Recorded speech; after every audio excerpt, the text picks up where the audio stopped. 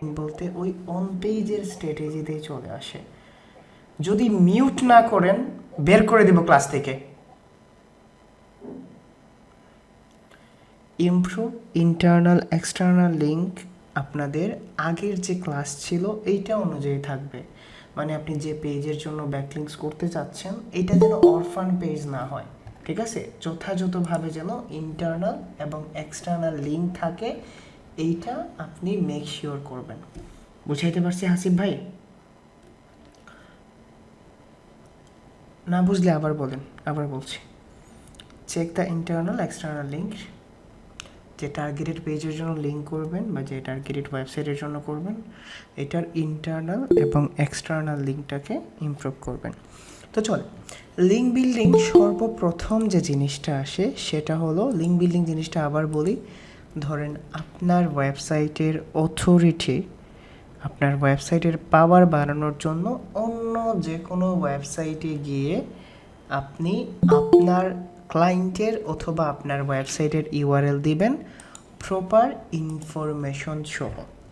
তো লিঙ্ক বিল্ডিংয়ের সর্বপ্রথম গুগল বলে তুমি যখন ব্যাকলিংকস করবা তখন নিশ রিলেভেন্ট ব্যাকলিংকস করবা। আবার বলছি, তুমি যখন ব্যাকলিংকস করবা গুগল বলে তখন তুমি নিশ রিলেভেন্ট ব্যাকলিংকসগুলো করবা। তো what is niche relevant backlinks, হৃদয় ভাই? আর কার কার 368p ছিল ক্লাসটা? 360p কার কার ছিল? আমার যতদূর মনে পড়ে আমি তো ভাই এটাকে কি দিয়ে দিছি,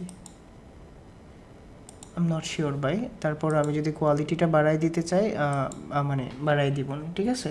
এটা গ্রুপে বললে ভালো হতো আর কি, আমার জন্য ভালো হতো, ঠিক আছে সাজু ভাই? 24 ঘন্টা তো গ্রুপ পড়েই থাকে, একটা মেনশন দিয়ে পোস্ট দিলে আর ইন্টারাপ্ট হতাম না। ওকে, প্রথমত নিশ রিলেভেন্ট ব্যাকলিংক জিনিসটা কি? তো নিশ রিলেভেন্ট ব্যাকলিংকস বলতে বোঝায়, ধরেন আপনার ক্লায়েন্টের যে ওয়েবসাইটটা আছে এই ক্লায়েন্টের ওয়েবসাইটের টপিকস বা নিশ হলো, আমি ধরে নিলাম আপনার ক্লায়েন্টের ওয়েবসাইটের নিশ হলো প্লাম্বিং। তো গুগল বলে যখন তুমি অন্য যে কোনো ওয়েবসাইট থেকে ব্যাকলিংকস নিবা বা অন্য যে কোনো ওয়েবসাইটে তোমার ওয়েবসাইটের লিঙ্ক পুশ করবা, খেয়াল রাখবা তোমার ওয়েবসাইটের যে ইন্ডাস্ট্রি আছে, যে নিশ আছে এবং যে ওয়েবসাইট থেকে ব্যাকলিংকস নিতে চাচ্ছ ওই একই নিশের ওয়েবসাইট অথবা একই ইন্ডাস্ট্রির ওয়েবসাইট যেন হয়। বুঝাইতে পারছি নিশ রিলেভেন্ট ব্যাকলিংকস জিনিসটা কি? বুঝাইতে পারছি নিশ রিলেভেন্ট ব্যাকলিংকসটা কি? যদি না বুঝেন আবার বলেন যে ভাই বুঝে নাই, আবার বললে ভালো হতো। ধরেন আমি এসইও সার্ভিসটা দিচ্ছি, তাহলে আমার নিশটা কি? আমি এসইও সার্ভিসটা দিচ্ছি, আমার নিশটা কি? এসইও। গুগল বলে তুমি একই এসইও রিলেভেন্ট ওয়েবসাইট থেকে ব্যাকলিংকসটা নেওয়ার ট্রাই করো। বুঝাইতে পারছি এখন? এখন গুগল এইটাও আপনাকে বলছে এসইও কোন ইন্ডাস্ট্রিতে পড়ছে? One kind of marketing industry, one kind of marketing industry. তাহলে তুমি যদি ডিজিটাল মার্কেটিংয়ের ওয়েবসাইট থেকেও ব্যাকলিংকস নাও তাহলেও ওইটা নিশ রিলেভেন্ট ব্যাকলিংক হিসেবে কাউন্ট হবে। বুঝাইতে পারছি নিশ রিলেভেন্ট ব্যাকলিংক জিনিসটা কি? এখন এই নিশ রিলেভেন্ট ব্যাকলিংকের জন্য যে প্রসেস ইউজ করা হয় ওই প্রসেসকে বলা হয় আউটরিচ প্রসেস। কি প্রসেস বলা হয়? Outreach process. যেমন ধরেন আপনি একটা নিশ রিলেভেন্ট ব্যাকলিংকসের জন্য প্রথমে কি করবেন? আপনার যে রিলেভেন্ট ইন্ডাস্ট্রি আছে এই ইন্ডাস্ট্রির ওয়েবসাইটটাকে খুঁজে বের করবেন। কিভাবে খুঁজে বের করবেন বলে দেব। সেকেন্ড অপশন হলো আপনি ওই ইন্ডাস্ট্রির যে ওয়েবসাইট আছে ওইটার কোয়ালিটি জাজ করবেন যে আসলেই কি এটা নিশ রিলেভেন্ট সাইট কিনা, এটার ডিএ কেমন, এটার পিএ কেমন, এটার ট্রাফিক কেমন, এই জিনিসগুলো দেখলেন। দেখার পরে আপনার যদি পছন্দ হয় তখন আপনি ওই ওয়েবসাইট ওনারের কন্ট্যাক্ট ইনফরমেশনটা নেবেন এবং কন্ট্যাক্ট করার ট্রাই করবেন। এই যে আপনি নিশ রিলেভেন্ট ব্যাকলিংসের জন্য একটা ওয়েবমাস্টার বলতে বোঝায় যে ওয়েবসাইটের ওনার, তার সাথে যোগাযোগ করার প্রসেসটা ইউজ করছেন, এই প্রসেসটাকে বলা হয় আউটরিচ প্রসেস। আমি কি আউটরিচ প্রসেসটা বুঝাইতে পারছি আপনাদের, নাকি বুঝতে পারেন না এখনো? ওকে, এই যে আউটরিচ প্রসেস আছে, এই আউটরিচ প্রসেস করার পরে আপনি এজ এনিহাউ তার সাথে কন্ট্যাক্ট করলেন, ঠিক আছে? কন্ট্যাক্ট করার পরে সে আপনাকে তার রিকোয়ারমেন্টস দিবে, বলবে যে হৃদয়, আমার ওয়েবসাইট থেকে ব্যাকলিংকস নেওয়ার জন্য তোমাকে একটা হাই কোয়ালিটি কন্টেন্ট দিতে হবে, হাই কোয়ালিটি নিশ রিলেভেন্ট কন্টেন্ট দিতে হবে, মানে টপিকস রিলেভেন্ট কন্টেন্ট দিতে হবে, এবং ওই কন্টেন্ট যেন 700 ওয়ার্ডের চেয়ে কম হয় না। অনেকে 1000 ওয়ার্ড বলে, অনেকে 800 বলে, তো এটা ডিপেন্ড করে। ইউনিক একটা কন্টেন্ট হতে হবে এবং অ্যাঙ্কর টেক্সটটা তুমি আইডেন্টিফাই করে দিবা। এই যে তার রিকোয়ারমেন্টস আছে, এই রিকোয়ারমেন্টস অনুযায়ী আপনি একটা কন্টেন্ট রেডি করলেন। কন্টেন্ট রেডি করার পরে এই কন্টেন্টটা যখন আপনি তাকে দিবেন, দেওয়ার পরে আপনার কন্টেন্টটা সে তার ওয়েবসাইটের পোস্ট সেগমেন্টে গিয়ে পাবলিশ করবে। এই যে এইটা হলো আপনার কন্টেন্ট, ঠিক আছে? এই যে আপনার কন্টেন্ট এবং অন্য একটা ওয়েবসাইটে যে পাবলিশ হয়েছে, এবং এই যে পাবলিশ হয়েছে এটাকে বলা হয় গেস্ট পোস্ট। আপনি হলেন গেস্ট, আর এইখানে যে আপনার আর্টিকেলটা পোস্ট করা হয়েছে এটাকে বলা হয় গেস্ট পোস্ট ব্যাকলিংকস। তিনটা জিনিস ক্লিয়ার করতে পারছি? প্রসেসগুলো পরে বোঝাই দিব প্র্যাকটিক্যালি। তিনটা জিনিস বোঝাইতে পারছি। প্রথম প্রসেস হলো নিশ রিলেভেন্ট ব্যাকলিংক বলতে বোঝায় আপনার ক্লায়েন্টের ইন্ডাস্ট্রি, টপিকস, কিওয়ার্ড, যে কোনো রিলেভেন্ট ওয়েবসাইট পর্যন্ত যাওয়া। তারপরে ওই ওয়েবসাইটের পুরো ডিটেলস সহ ইনফরমেশন বের করার পরে তার সাথে যোগাযোগ করার মাধ্যমটাকে বলা হয় আউটরিচ প্রসেস। এবং আউটরিচ প্রসেসের পরে যখন আপনি ব্যাকলিংকস নিতে যান, যদি ওই ওয়েবমাস্টার আপনার কাছ থেকে কন্টেন্ট চায়, পোস্ট চায়, আপনি যদি ওই পোস্টটা তাকে দেন এবং ওই পোস্টটা যদি সে পাবলিশ করে, তাহলে এইটাকে বলা হয় গেস্ট পোস্ট ব্যাকলিংকস। বুঝাইতে পারছি জিনিসটা?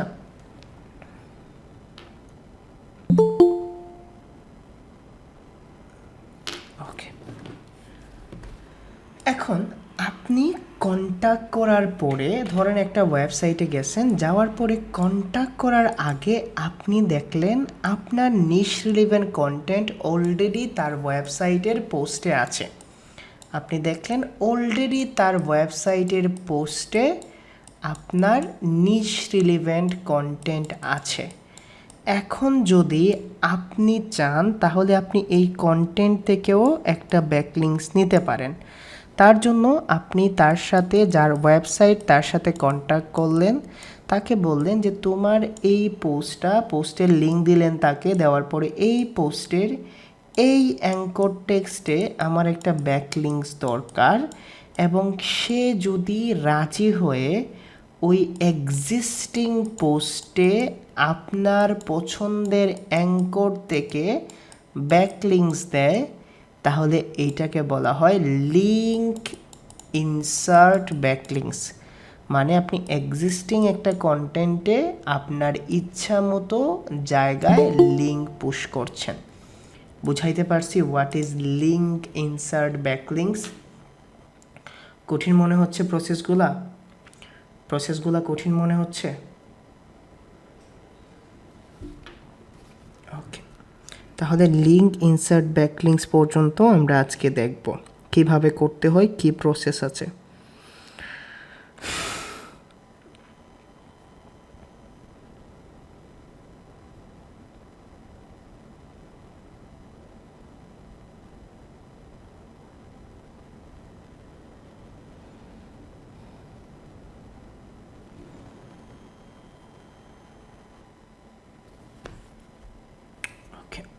কঠিন হলে কি করব হাসিব ভাই? এর ছাড়া তো সহজ করে আমি বোঝাইতে পারবো না। আল্লাহ আমার এর চেয়ে বেশিও জ্ঞান দেয় নাই যে এর চেয়ে সহজ করে ডিসক্লোজ করতে পারবো। কেমন? দোয়া করেন আল্লাহ আরও জ্ঞান বাড়াই দিক, তখন বোঝাই দিব। ঠিক আছে? ওকে, এখন চলেন আমরা প্রসেসে যাই, প্রথম থেকে শেষ পর্যন্ত প্রসেসে যাই। তাহলে এইটাকে আপনারা যদি পেইড ব্যাকলিংস বলেন কোনো সমস্যা হবে না, আমি আপনাদের প্রসেসগুলো বোঝাই দিচ্ছি। ঠিক আছে? তো প্রথমে আমি নিউয়ে গেলাম, একটা শিটে গেলাম। ঠিক আছে?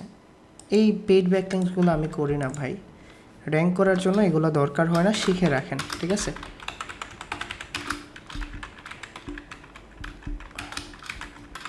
ওকে, আপনি এখানে কি করলেন, আপনার যে ক্লায়েন্টের ওয়েবসাইট আছে আপনি এই ওয়েবসাইটটা এখানে রাখলেন।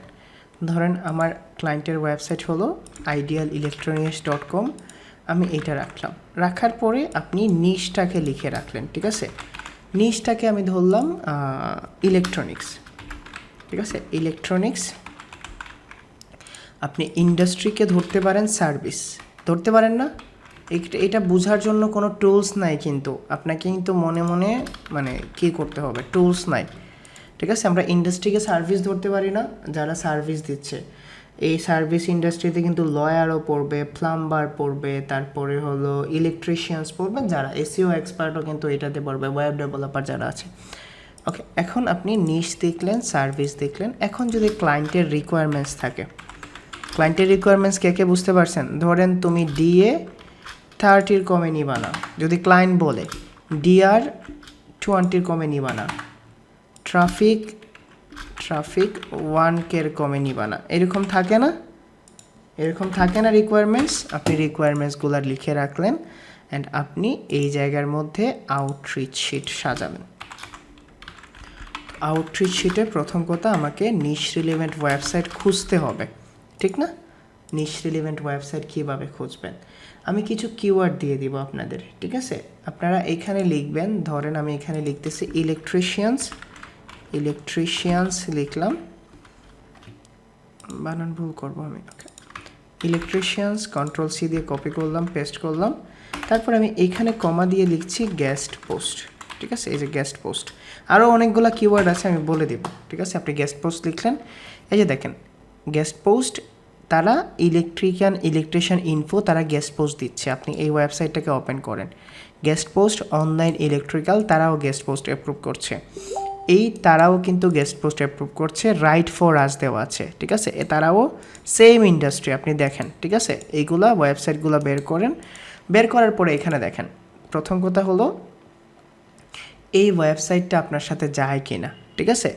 এই যে দেখেন এই ইলেকট্রিশিয়ানস তারা কত চার্জ করতেছে একটা ব্যাকলিংসের জন্য, ভালো করে খেয়াল করেন। কত চার্জ করতেছে? $15।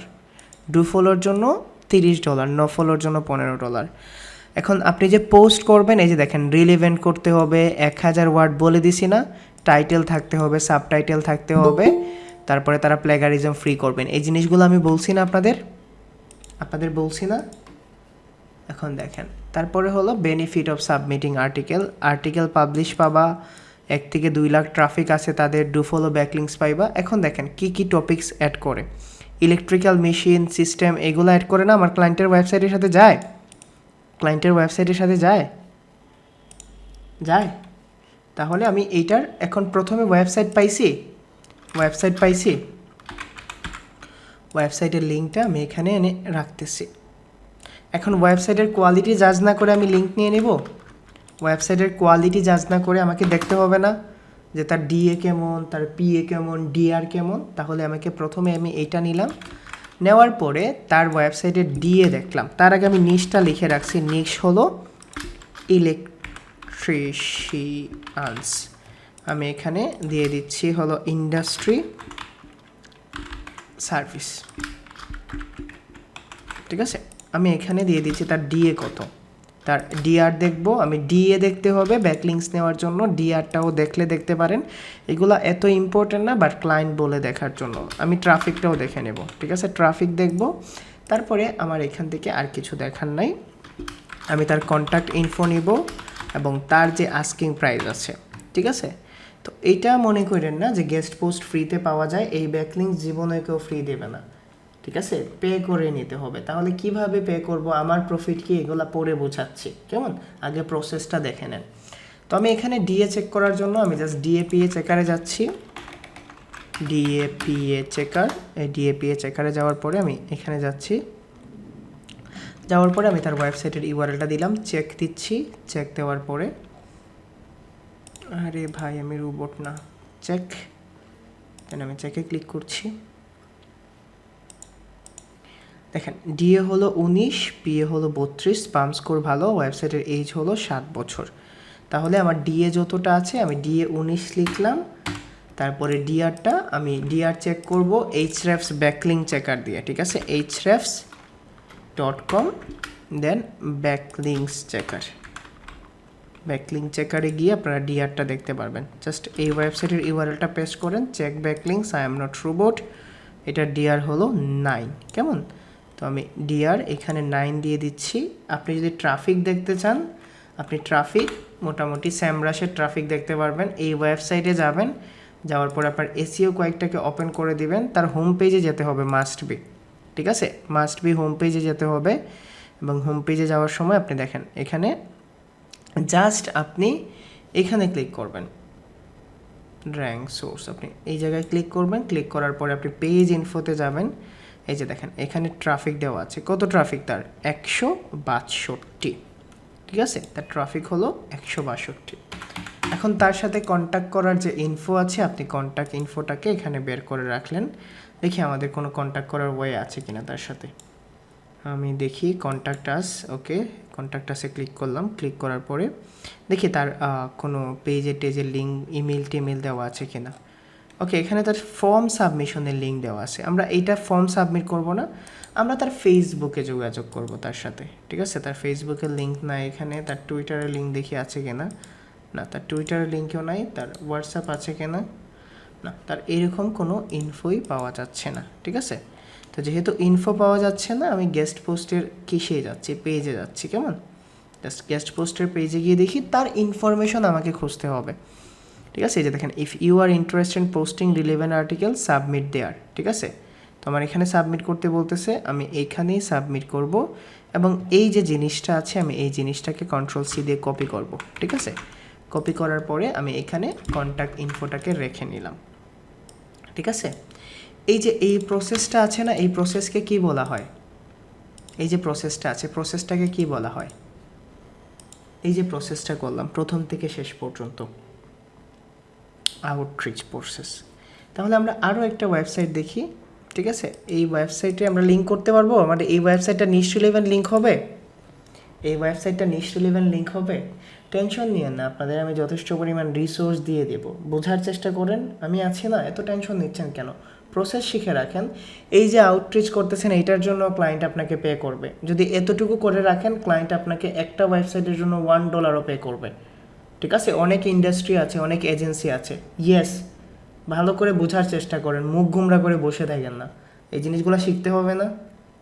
এখন রিসোর্স দিয়ে দিয়ে দিলে তো হয়ে গেল। ওকে, তারপরে এটা হলো সেকেন্ড ওয়েবসাইট, আমি সেম যাব। দেখেন তো প্রথমে নিশ রিলেভেন্ট হয়েছে, নিশ রিলেভেন্ট আছে এটা। তো আমি নিশ রিলেভেন্ট সাইটে Ctrl+C দিয়ে কপি করলাম, আমি এখানে গেলাম, যাওয়ার পরে সেম কিছু থাকলো, ঠিক আছে। আমি আর ডিএপিএ চেকারটা দেখাই না, আমি ডিএপিএ চেকারটা আর দেখাই না, আপনারা দেখে নিন। আমি আপাতত একটা দিয়ে দিই, ধরেন এটা হলো 20, এটা হলো আমি দিয়ে দিলাম 30, ট্রাফিক ধরেন আমি দিলাম 2000। এখন তার কন্ট্যাক্ট ইনফো খুঁজে বের করেন। এই যে দেখেন কন্ট্যাক্ট আস অপশন আছে, আমি কন্ট্যাক্ট আসে যাচ্ছি। তার এখানে ইমেল দেওয়া আছে info.com, Ctrl+C দিয়ে কপি করছেন, আমি আপনার ইমেলটাকে এখানে নিয়ে আসছি। এখন আরও একটা ওয়েবসাইটের জন্য করি। আমি যখন প্রথমে কাজ করতাম, একটা ওয়েবসাইট বের করার জন্য ক্লায়েন্ট আমাকে $1 দিত, অনেক সময় কাজ করছি ক্লায়েন্টের জন্য। এই ওয়েবসাইটে যাচ্ছি, এখন দেখেন তো ইলেকট্রিক্যাল সার্ভিস আছে, আছে,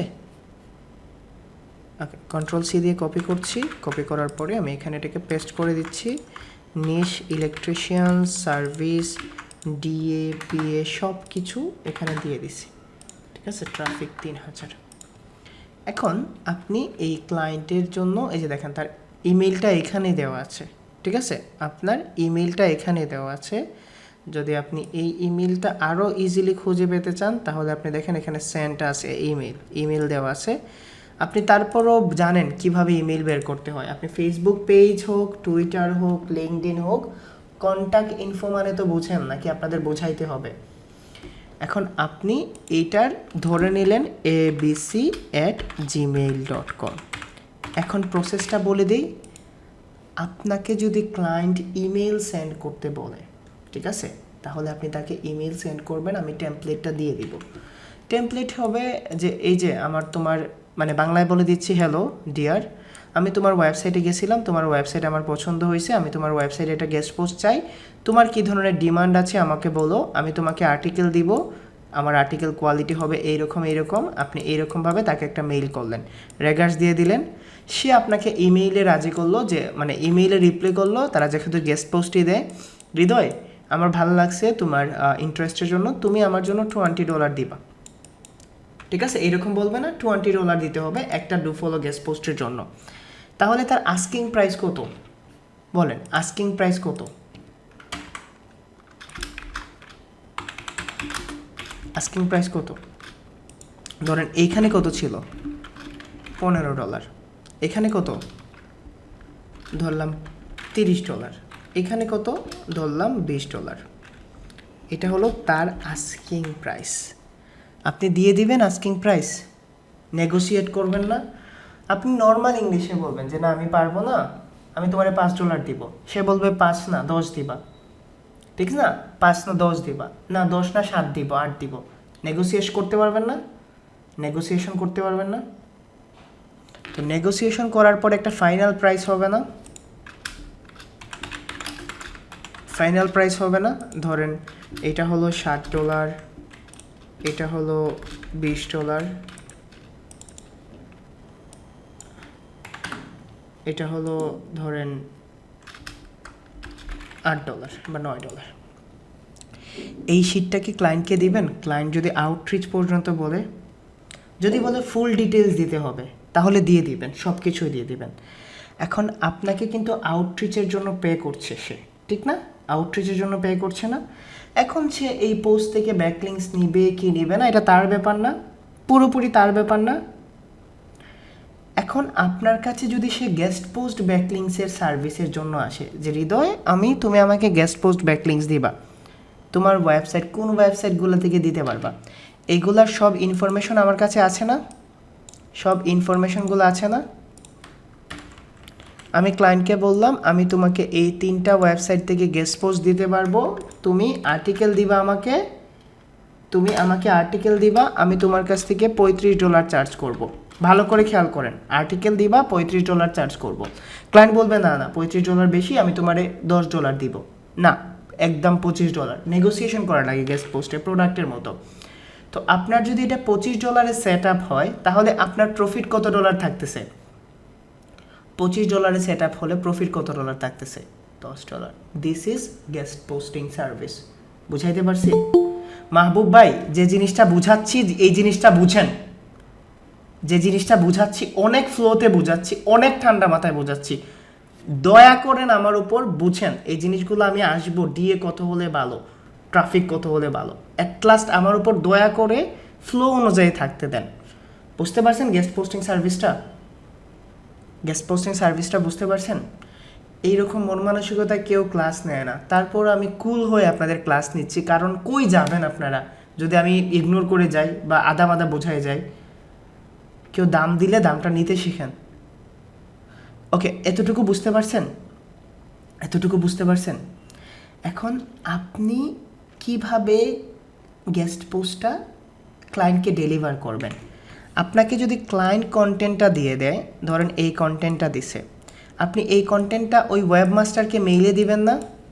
ভালো করে খেয়াল করেন, এই কন্টেন্টটা ওয়েবমাস্টারকে মেইলে দিবেন না? অন পেজের মতো আপনারা যেভাবে পোস্ট পাবলিশ করছিলেন, এই পোস্ট পাবলিশ করে ক্লায়েন্টকে সে লাইভ লিঙ্ক দিবে না আপনাকে? তখন তো আপনি তার ক্লায়েন্ট, লাইভ লিঙ্ক দিবে না? আপনি ক্লায়েন্টকে লাইভ লিঙ্কটা দিলেন, দেওয়ার পরে ক্লায়েন্ট বলল যে এইখানে আমার একটু চেঞ্জেস লাগবো, আবার একটু চেঞ্জেস লাগবো যদি ক্লায়েন্ট বলে, তাহলে আপনি কাকে বলবেন চেঞ্জেসের কথা? কাকে বলবেন? ওই ওয়েবমাস্টারকে বলবেন না? তখন আপনি কিন্তু থার্ড পার্টিতে থাকবেন, আপনার দুইজনের মধ্যে কনভারসেশন হবে। ক্লায়েন্ট যেটা বলবে কপি পেস্ট করে তাকে দিয়ে দিবেন, ঠিক না? ক্লায়েন্ট যেটা বলবে আপনাকে বুঝতেও হবে না, কপি পেস্ট করে দিয়ে দিবেন, সে সলভ করে দিবে। এখন ক্লায়েন্ট আপনাকে পেমেন্ট অ্যাপ্রুভ করছে, আপনি আপনার প্রফিট রেখে তাকে পেমেন্ট করে দিবেন। বুঝাইতে পারছি? আপনি আপনার প্রফিট রেখে পেমেন্টটা করে দিবেন। এইটা হলো গেস্ট পোস্টিং ব্যাকলিংকিং সার্ভিস। আমি আপনাদের হিউজ পরিমাণ লিস্ট দিয়ে দেব, ঠিক আছে? আমি আপনাদের হিউজ পরিমাণ লিস্ট দিয়ে দেব, কোনো সমস্যা নেই। আমি কি আপনাদের আউটরিচটা বুঝাইতে পারছি? আউটরিচ গেস্ট পোস্ট ব্যাকলিংসটা বুঝছে মাথার মধ্যে ঢুকছে? এখন লিঙ্ক ইনসার্টটা একই ধরনের না? এই যে দেখেন, আপনি তার ওয়েবসাইটে গেলেন, যাওয়ার পরে তার ওয়েবসাইটে আগে থেকে অনেক কন্টেন্ট পাবলিশ করা আছে না? ধরেন মেশিনে গেলেন, এই যে কন্টেন্ট পাবলিশ করা আছে না? অথবা এইখানে গিয়ে যাওয়ার পরে দেখেন আপনি তার ওয়েবসাইটে কিন্তু অলরেডি এই যে কন্টেন্ট পাবলিশ করা আছে না? আপনি তাকে গিয়ে যদি বলেন যে আমি তোমার এই ওয়েবসাইট থেকে ব্যাকলিংকস নিতে চাই, যে প্রতিটা লিঙ্কের জন্য, প্রতি লিঙ্কের জন্য, ঠিক আছে? এখন যদি আপনি বলেন এই ওয়েবসাইটের জন্য লিঙ্ক নিতে চাই, সে বলবে না কোন অ্যাঙ্কর টেক্সটের জন্য। আপনি বললেন এই অ্যাঙ্কর টেক্সটের জন্য, চার্জ, কথা বললেন। ক্লায়েন্ট লিঙ্ক ইনসার্ট ব্যাকলিঙ্ক চায় না। তারপর লিঙ্ক ইনসার্ট ব্যাকলিঙ্ক, বুঝতে পারছেন? তার এক্সিস্টিং কন্টেন্ট আছে, আপনি ওই এক্সিস্টিং কন্টেন্ট থেকে ব্যাকলিঙ্কস নেবেন। বুঝাইতে পারছি? জিনিসগুলো যতটা কঠিন মনে করছিলেন ততটা কঠিন। সো হৃদয় ভাই, কত ডিএ নিব, কত পিএ নিব, এগুলা ক্লায়েন্টের ডিমান্ডের উপর ডিপেন্ড করে, ঠিক না? ক্লায়েন্টের ডিমান্ড যে ডিএ তো নিতে পারবা না, ডিআর এ তো নিতে পারবা না ট্রাফিকের চেয়ে। যদি ক্লায়েন্ট বলে নো ডিমান্ড, তাহলে আপনি ডিএ কমপক্ষে 20-এর উপরে নেবেন, ডিআরও 20-এর উপরে নেবেন। আর ট্রাফিক ম্যাটার করে না, ঠিক আছে? ট্রাফিক ম্যাটার করে না এগুলা। আচ্ছা, ব্যাকলিংকস করলে কি আপনার ওয়েবসাইটে আদৌ ট্রাফিক আসবে? শুধুমাত্র লিঙ্ক জুস আসবে, শুধুমাত্র লিঙ্ক জুস আসবে, ঠিক আছে? আনমিউট করেন আনিস ভাই। কোন জিনিসটা বলবো আবার বলেন, বলেন কোন জিনিসটা বলবো?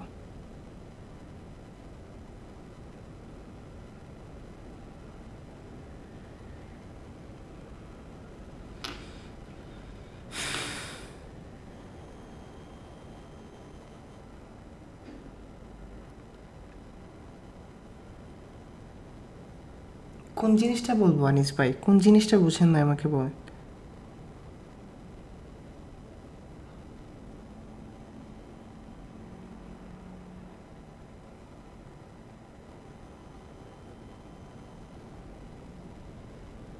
আনিস ভাই, কোন জিনিসটা বুঝেন না? হোল্ড করে বসে আছি পুরো ক্লাস আপনার জন্য।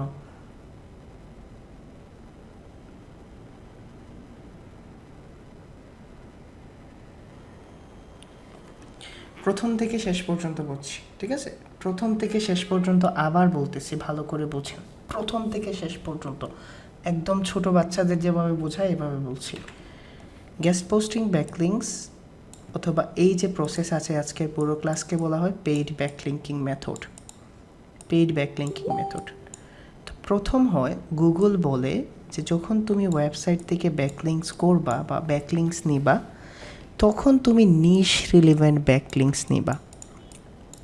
তো এই নিশ রিলেভেন্ট ব্যাকলিঙ্ক বলতে কি বোঝায়? নিশ রিলেভেন্ট ব্যাকলিঙ্ক বলতে বোঝায় যে আপনি যে ইন্ডাস্ট্রির ক্লায়েন্ট আছে, আপনার যে ইন্ডাস্ট্রি আছে, আপনার যে টপিকস আছে, ওই টপিকস অনুযায়ী ওয়েবসাইট থেকে ব্যাকলিংকস নেওয়া।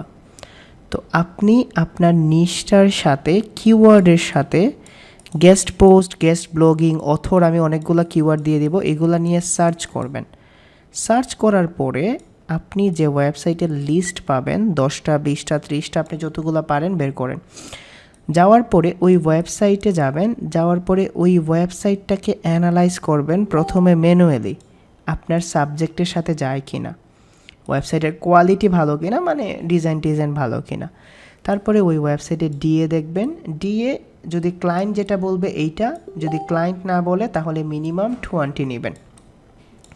তারপরে ডিআরটাও দেখতে পারেন, না দেখলে কোনো প্রবলেম নাই, এটাও আপাতত মিনিমাম 20 ধরেন। ট্রাফিক যদি ক্লায়েন্ট বলে দিয়ে দেখবেন, না দেখলে, ট্রাফিক না বললে কোনো সমস্যা নাই।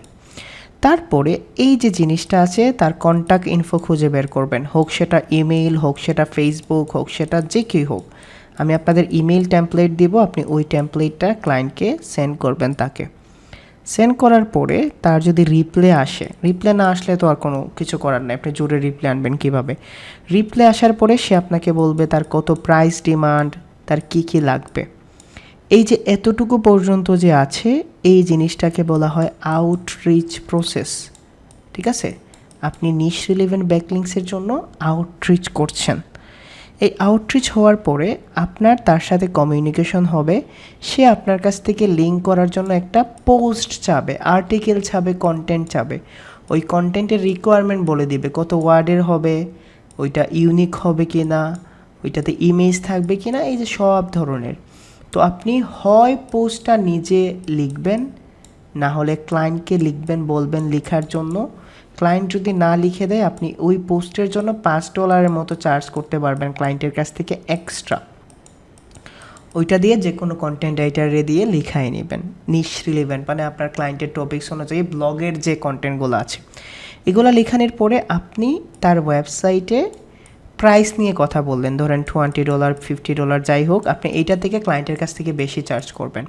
যদি ক্লায়েন্ট বলে আউটরিচ করে দাও তাহলে কিন্তু আপনি ক্লায়েন্টকে প্রাইস পর্যন্ত বলে দেবেন। বাট যদি বলে শুধুমাত্র গেস্ট পোস্ট ব্যাকলিংস, তখন আপনার আস্কিং প্রাইস থেকে কমপক্ষে $15 বেশি চাইবেন, আপনি $5 বেশি পাইলেই রাজি হয়ে যাবেন।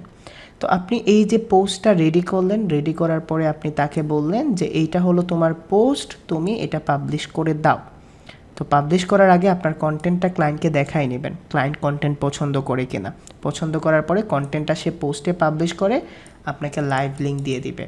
ওই লাইভ লিঙ্কটা আপনি ক্লায়েন্টকে দিবেন। ক্লায়েন্ট যখন লাইভ লিঙ্কটা দেখে আপনার লিঙ্কটাকে অ্যাপ্রুভ করে দিবে, ধরেন আপনার লিঙ্কটাকে অ্যাপ্রুভ করলো, করার পরে $15 দিতে হবে ওয়েবমাস্টারকে। আপনার ক্লায়েন্টের কাছ থেকে $25 চার্জ করছেন, আপনি $25 পেলেন, এখান থেকে আপনি $10 রেখে তাকে জাস্ট $15 পে করে দিলেন, ঠিক আছে। $15 পে করে দিলেন।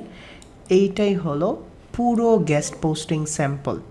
এখন যদি ধরেন ক্লায়েন্ট বলে ব্যাকলিংস নিয়ে সমস্যা হচ্ছে, আমার এই ওয়ার্ডটা পছন্দ হয় নাই, আপনি তখন থার্ড পার্টি থাকবেন, আপনার ক্লায়েন্ট যা বলবে এটা কপি পেস্ট করে তাকে দিবেন, সে যেটা বলবে আপনি কপি পেস্ট করে ক্লায়েন্টকে দিবেন। বুঝাইতে পারছি? আই থিঙ্ক এর চেয়ে সহজ করে বোঝানোর কোনো ওয়েই নাই। বুঝাইতে পারছি?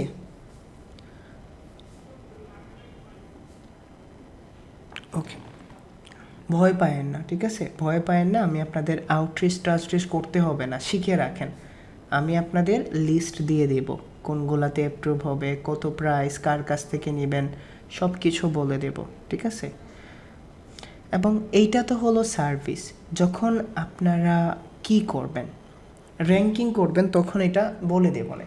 আমি আপনাদের পেইড ব্যাকলিংস মেথডটা বুঝাইতে পারছি। What is guest posting, what is outreaching, what is link insert, বুঝাইতে পারছি? ওকে, আমরা আগামীকালকে থেকে ফ্রি ব্যাকলিং শুরু করতে পারি। এই ভিডিওটা 2 থেকে 3 বার দেখে কোয়েশ্চন জমাবেন এবং এইখানে ভিড় করেন না, ঠিক আছে। আমি চাচ্ছি অফ পেজের জন্য আমাদের আলাদা শিট থাকবে,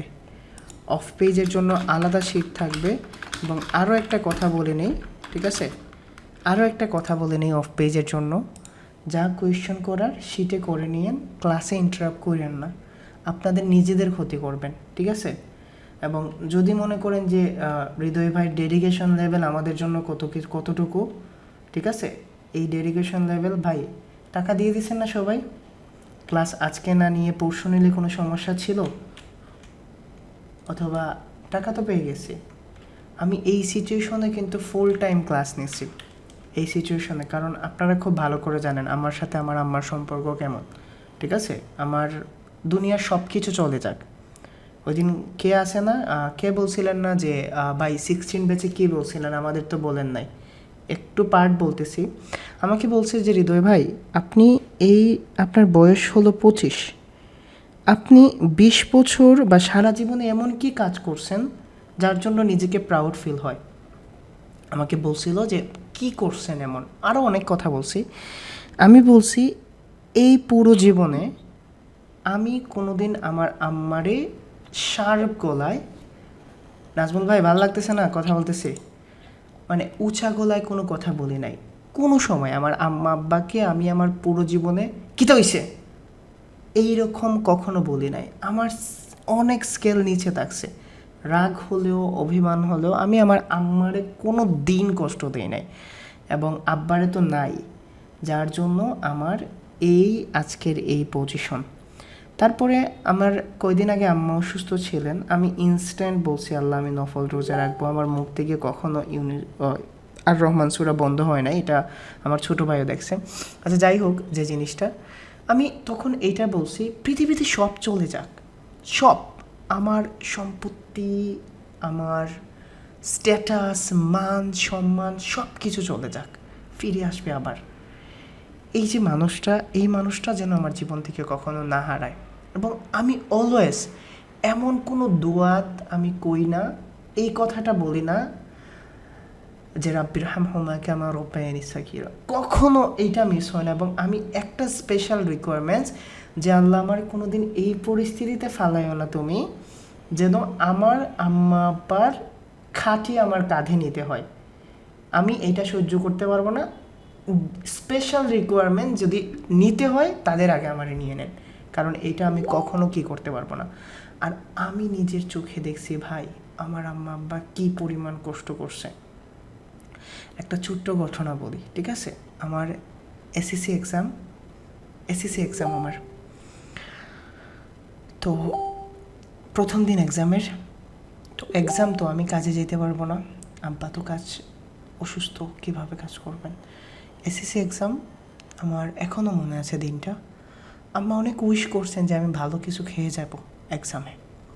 তো আম্মা ঘুম থেকে উঠে, আমাদের এখানে একটাই লন্ডনে বাড়ি আছে, আম্মা সকালে চলে গেছেন ওইখানে, গিয়ে কি করতেছেন, ওই যে খালারে হেল্প করতেছেন।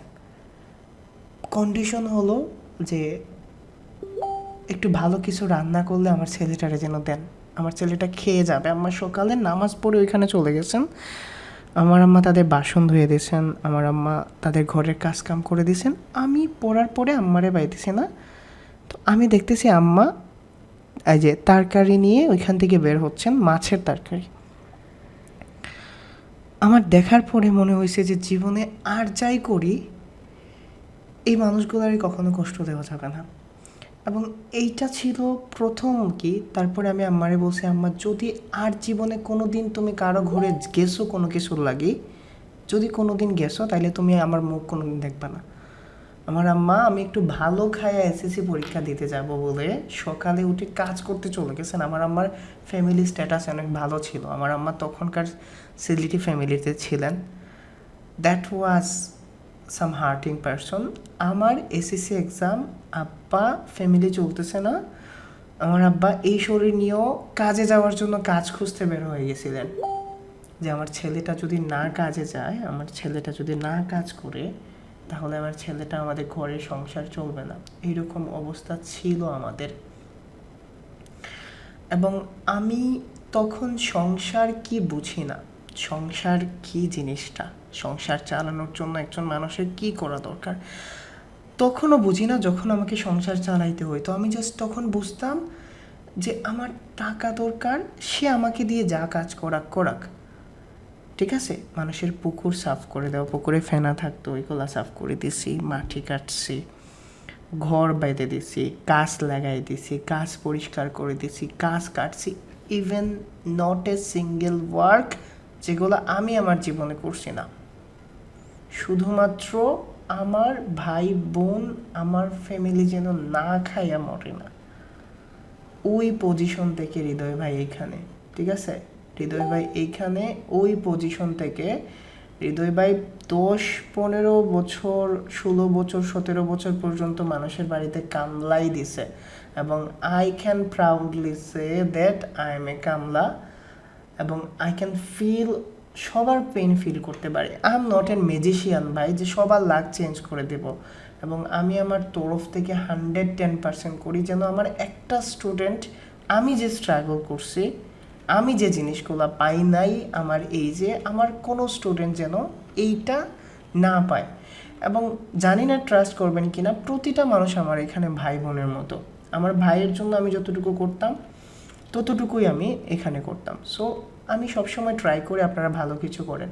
তো আপনারা প্রশ্ন করেন, আসে রাগ আসে না এরকম না, আই জাস্ট কন্ট্রোল, বিকজ কই যাবেন আপনারা, কই যাবেন? আমি জানি বলেই তো আমার কাছে আসছেন, আমার কাছে সলিউশনটা আছে বলেই তো জিজ্ঞেস করেন।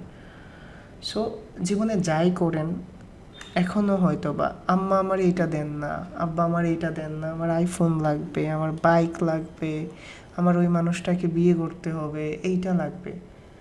যখন এই দুইটা মানুষ থাকবে না, তখন বুঝবেন আসলে জীবন জিনিসটা কী। ঠিক আছে? জাস্ট মাঝে মধ্যে ঘুমানোর আগে চেষ্টা করে দেখেন আপনার আম্মা আব্বা আপনার পাশে নাই, দেখবেন you are nothing and you are a big zero.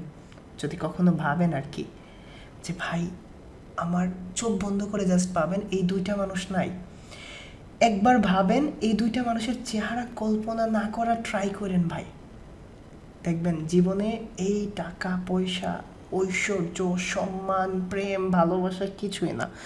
আরও একটা কথা বলি, যখন খুব বেশি ডিপ্রেশনে থাকবেন, যখন মনে হবে একটা বাজে ডিসিশন নিতে যাচ্ছেন, আপনি জাস্ট আপনার আম্মার সামনে দাঁড়ায়েন, এই যেভাবে দেখেন না, এক নজরে 1 মিনিট তাকায় থাকেন আপনার আম্মার চোখের দিকে, আপনার আব্বার মুখের দিকে, জাস্ট দেখেন এই মানুষগুলা জীবনের সব শখ আহ্লাদ সব কিছু বাদ দিছে আপনাকে মানুষ করার জন্য। এবং যদি মনে হয় যে এই মানুষগুলারই কষ্ট দিবেন ভালোবাসার জন্য, প্রেমের জন্য, কোনো একটা অন্যায় আবদারের জন্য, দিয়ে দেন ভাই, ঠিক আছে? দিয়ে দেন, ওই মানুষগুলা কখনো আপনাকে বদুয়া দিবে না। বাট যদি বদুয়া চলে আসে কোনো দিন, যদি আপনার আম্মা আব্বার মুখ থেকে শব্দটা ওঠে, আর আপনার আল্লাহ যদি এটা নোটিশ করেন, কি হবে অবস্থা জানেন? হয়তোবা ডেলিভারির সময় দেখেন একটা মা এত কষ্ট করতেছে, মানে সবসময় মাই হাইলাইট হয়, বাবারও কিন্তু কম জিনিস না, ঠিক আছে? আপনার বাবা কখনোই চাইবে না যে আপনি খারাপ থাকেন। একটা কথা আছে না, দুনিয়াতে অনেক খারাপ মানুষ আছে, অনেক খারাপ মানুষ আছে, কিন্তু কোনোদিন একটা খারাপ বাবা পাবে না, ঠিক আছে? পাবেন না। সো এই মানুষগুলারই কষ্ট দিয়েন না। ফ্রিল্যান্সিং টাকা আজকে না কালকে ইনকাম করবেন, কালকে না পরশু ইনকাম করবেন, বাট এই মানুষগুলারে কষ্ট দিলে কোনো দিন শান্তি পাবেন না ভাই, ঠিক আছে? কোনো দিন শান্তি পাবেন না। আচ্ছা ওকে, একটু বেশি বলে ফেললাম। সবাই ভালো থাকেন, কালকে ক্লাসে কথা হবে। আসসালামু আলাইকুম সবাইকে।